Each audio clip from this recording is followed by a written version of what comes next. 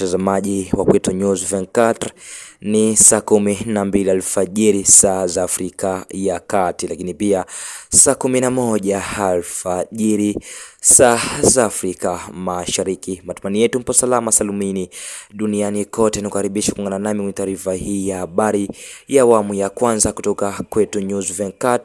Hivyo nikualike kuwa nami mwanzo mpaka tamati.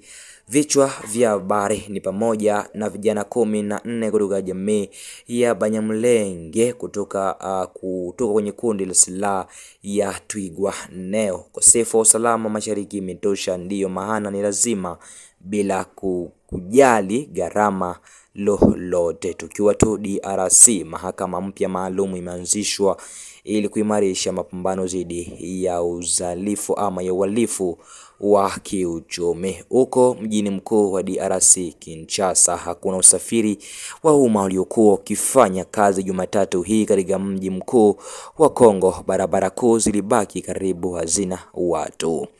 Katika Jamhuri ya Kidemokrasia ya Kongo, katika eneo la Katanga, uvumi umekuwa ukisambaa kwa takriban ya wiki 2.5 sasa kuhusu kutoweka kwa siri kwa sehemu za siri za wanaume kupitia mguso. Koffi Olomide kwenye kipindi Makonzi kwenye mpango wa Basolo alisema bila Tshisekedi, Kagame angekuwa tayari amesimikwa katika wilaya ya Gombe ya Kinshasa. Rwanda, mamlaka mbili nchini moja lakini simulizi mbili tofauti.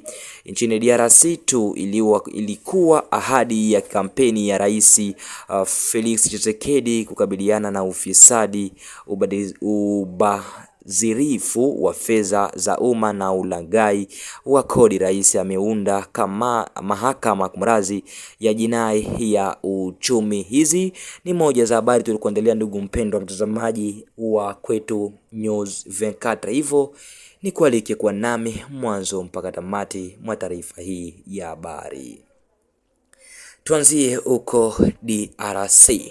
Ni vijana 14 kutoka jamii ya Banyamulenge walikuwa wamechagua kuondoka katika kundi lenye silaha la Twirwaneho mashariki kumrazi mshirika wa M23 mwana wa baba yake Rwanda, ambalo kwa pamoja huanda ama hupanda hofu na ukiwa katika nyanda za juu za Minembwe.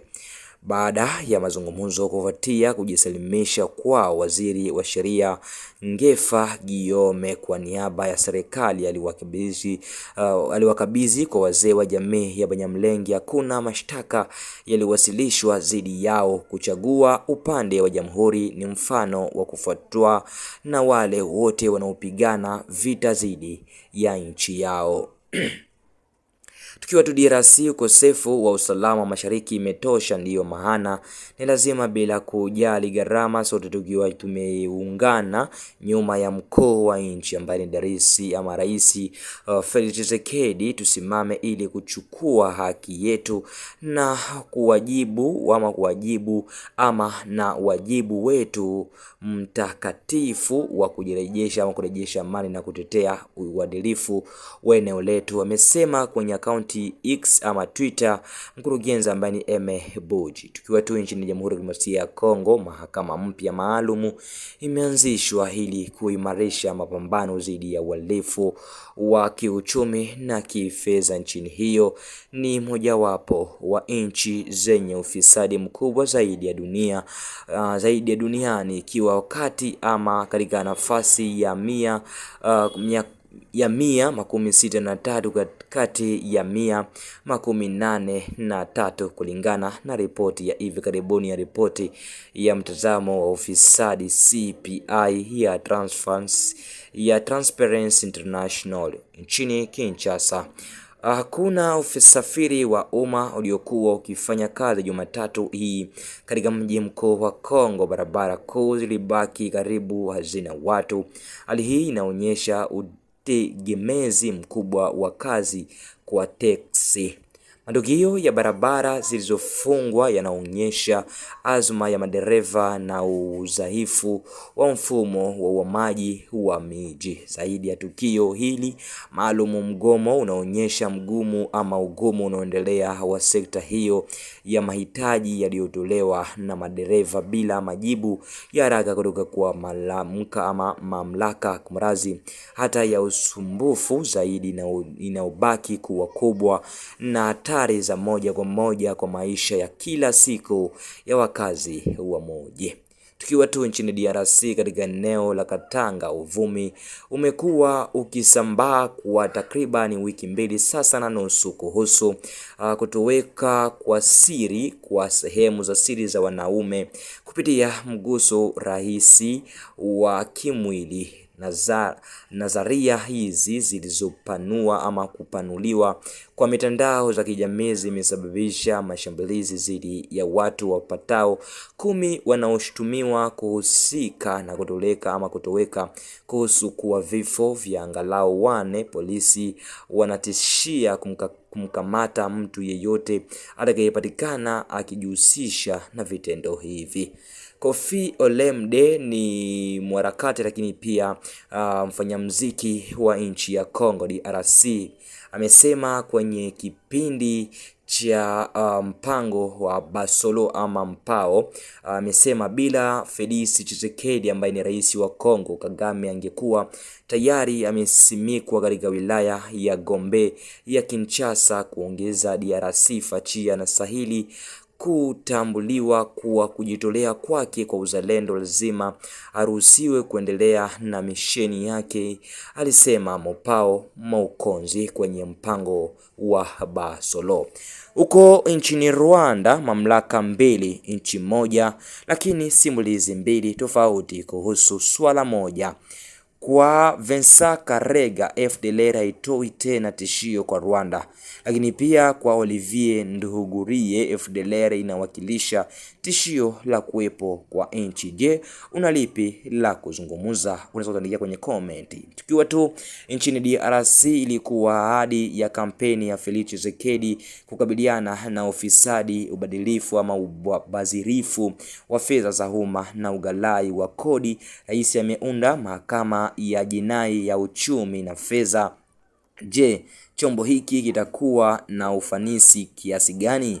Je, mwisho wa kutokujali umefika hatimaye? Unaweza kutuandikia kwenye comment, pengine una cha kutujibu. Jeshi la Afrika Kusini huko tuko katika bara la Afrika, huko nchini Afrika Kusini, limeanzisha kupeleka wanajeshi katika maeneo fulani ya nchi ili kuwasaidia polisi katika mapambano dhidi ya uhalifu. Hatua hiyo ilichukuliwa na Rais Cyril Ramaphosa na zaidi ya wanajeshi 2000 wamesimamishwa, ingawa kumrazi si jambo la kipekee. Operation hii ni kubwa, ikilenga kukomesha shughuli za uchimbaji madini haramu na kurejesha utulivu katika vitongoji vinavyozidishwa ama vinavyodhibitiwa na magenge. Moshi ilionekana ukifuka katika vitongoji vya kusini mwa mji wa Beirut baada ya mashambulio ya anga ya Israeli yaliyofanyika usiku kucha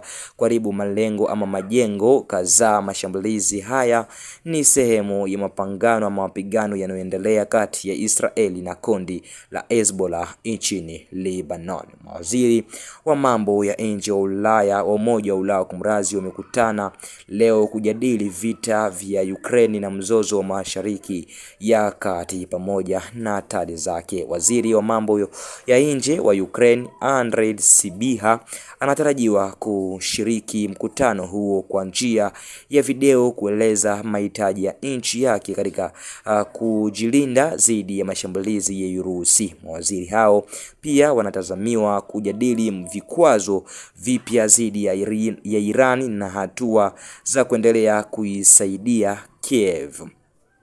Waziri wa mambo ya nje wa Hungary Peter Szijjártó amesema nchi yake itaendelea kuzuia mpaka ama mkopo wa euro bilioni 90 ama tisa kwa Ukraine pamoja na vikwazo vipya dhidi ya Urusi.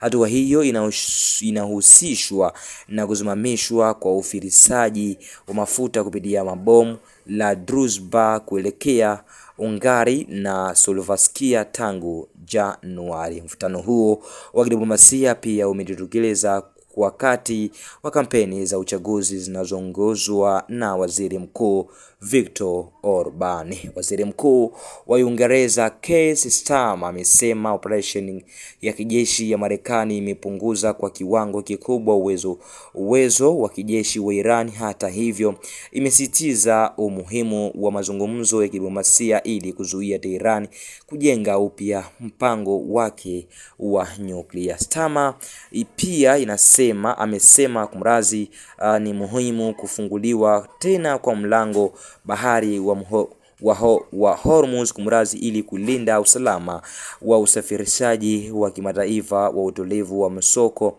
Ameongeza kuwa Uingereza inashirikiana na washirika wake wa kimkakati wa kimataifa kutafuta suluhisho la kudumu la kurejesha uhuru wa usafiri wa maji katika eneo hilo. Jamhuri ya Kidemokrasia ya Kongo DRC inasherehekea hatua kubwa katika maendeleo ya miundombinu yake ya anga. Shirika la kitaifa la hifadhi ya jamii CNCC chini ya uongozi wa Charles Modai Kazadi limepata rasmi ndege yake ya kwanza ya Embraer E190 kwa ajili ya shirika la ndege la Congo Airways. Ndege hii ambayo itaendeshwa kibiashara itaimarisha uwezo wa usafiri wa anga nchini na inaahidi kurahisisha usafiri wa ndani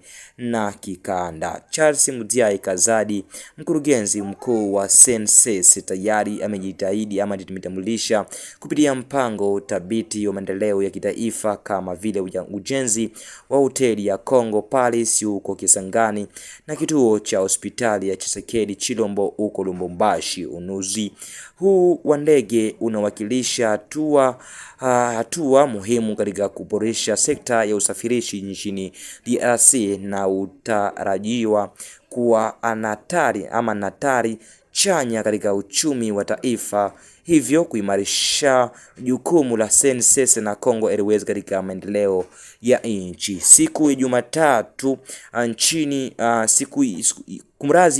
siku ya Jumatatu Machi 16, mwaka 2026, waziri wa nchi Theresa Kaikwamba Wanye wa DRC aliwasili London, Uingereza kwa ziara ya kizazi iliyopangwa kufanyika Machi